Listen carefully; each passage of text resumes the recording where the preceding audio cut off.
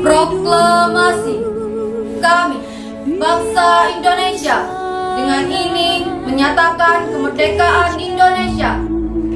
Hal-hal yang mengenai pemindahan kekuasaan dan lain-lain diselenggarakan dengan cara seksama dan dalam tempo yang sesingkat-singkatnya.